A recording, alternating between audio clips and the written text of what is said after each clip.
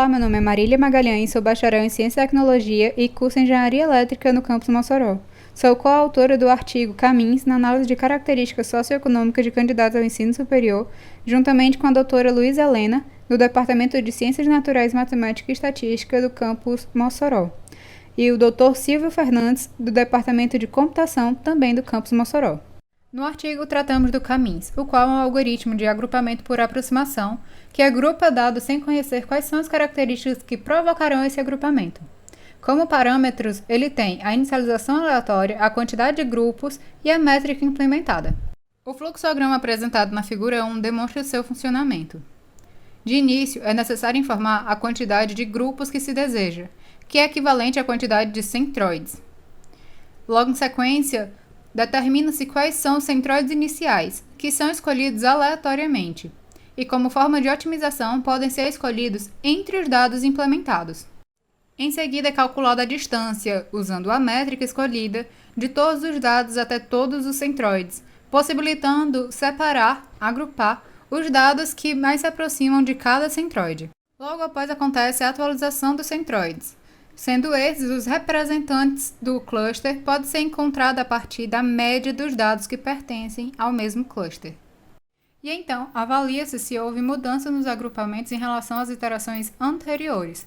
Caso sim, volta a ser calculada a distância, utilizando agora os novos centroides, entrando num ciclo até que não haja mais uma mudança de um agrupamento em relação às iterações anteriores, ou que seja atingida a quantidade máxima de iterações, chegando assim à parada do algoritmo. Em nosso artigo foram utilizados dados relacionados ao Exame Nacional do Ensino Médio, o Enem, que desde 2009 tem sido a principal porta de acesso ao ensino superior. Diante disso, fez-se necessária a criação de políticas públicas que permitissem a competição justa entre candidatos afetados pelas desigualdades que afligem o nosso país. Então, em 2012, foi sancionada a Lei das Cotas, a qual determina que 50% das vagas das instituições federais de ensino superior sejam dedicadas a estudantes que tiveram durante todo o seu ensino médio realizado em escolas públicas, ainda tendo uma subdivisão em relação àqueles estudantes que possuem renda igual ou inferior a um salário mínimo e meio e os que não possuem. Ainda mais uma outra divisão entre aqueles que são declarados pretos, pardos e indígenas e os não declarados com essas características. A figura 2 apresenta essa distribuição.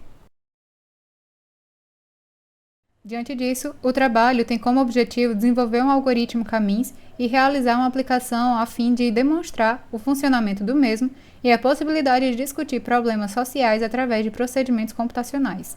Os dados trabalhados foram retirados do Microdados do Enem, disponibilizados pelo INEP, e foi selecionado a aplicação de 2018, já que esta é a aplicação mais recente que consta em suas informações qual o tipo de escola que o aluno frequentou durante todo o seu ensino médio.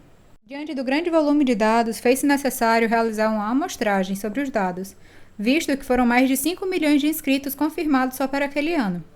Então, aplicando o nível de confiança de 95% e o erro amostral de 2%, foi alcançado o valor de 1.537 para compor a amostra, sendo estes selecionados entre os dados de forma aleatória. Sobre a amostra, foi realizado um refinamento, selecionando os candidatos que estavam presentes nos dias das provas e não tenham sido desclassificados. Além disso, os candidatos devem ter concluído o ensino médio no ano da aplicação da prova ou em anos anteriores. E também devem estar realizando a prova sem o intuito de estar treinando. Dessa forma, foram selecionados 945 candidatos. O desenvolvimento deste algoritmo foi motivado pela possibilidade de otimizar algumas de suas etapas, além da vontade de adquirir conhecimento. Portanto, usando Python e duas de suas bibliotecas, Panda e NumPy, foram desenvolvidas 4 funções para efetuar o algoritmo Caminhos. A primeira função determina os centroides iniciais, os quais são escolhidos entre os dados implementados. A próxima função calcula a distância utilizando a métrica escolhida, que no caso é a distância euclidiana ao quadrado, além de construir também os clusters. A função seguinte atualiza os centroides, efetuando a média entre os dados que pertencem ao mesmo cluster.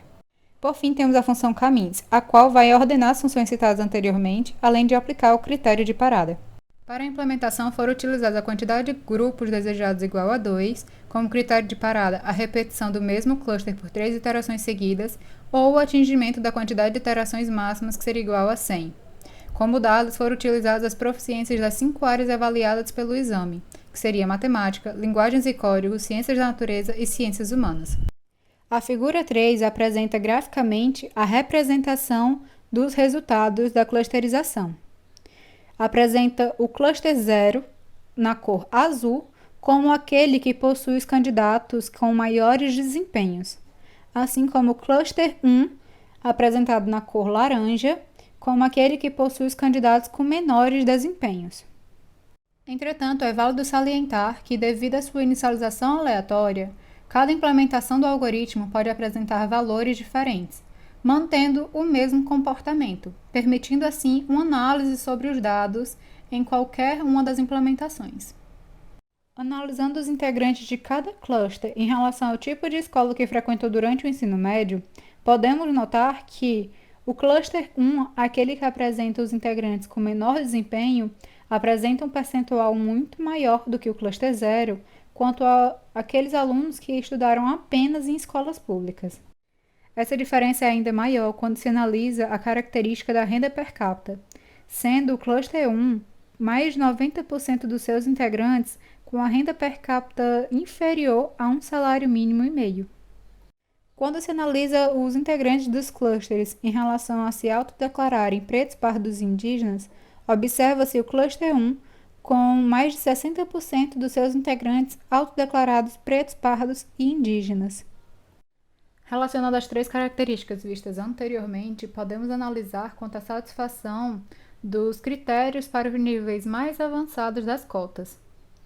Dessa forma, encontramos o cluster 1 com mais de 60% dos seus integrantes satisfazendo esses critérios, ou seja, mais de 60% dos integrantes do cluster 1 possuem renda per capita inferior a um salário mínimo e meio, foram estudantes durante todo o ensino médio do ensino público e são autodeclarados pretos, pardos e indígenas.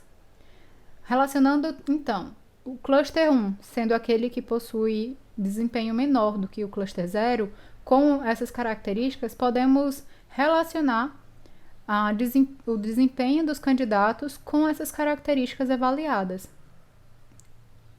Diante disso, constata-se a necessidade e a importância da implementação de cotas como medidas provisórias para equiparar o potencial competitivo entre os privilegiados e os afetados pelas desigualdades em nosso país. Além disso, é possível concluir que o algoritmo desenvolvido apresenta seu funcionamento de forma satisfatória. E com trabalhos futuros, pode-se aplicar a mesma metodologia utilizada neste trabalho para análise de dados referentes a anos anteriores de aplicação do Enem, para verificar se o comportamento se mantém ao longo do tempo em relação aos candidatos ao ensino superior. Também há a possibilidade de implementação de divergências como métricas no algoritmo desenvolvido, a fim de trabalhar com dados estatísticos.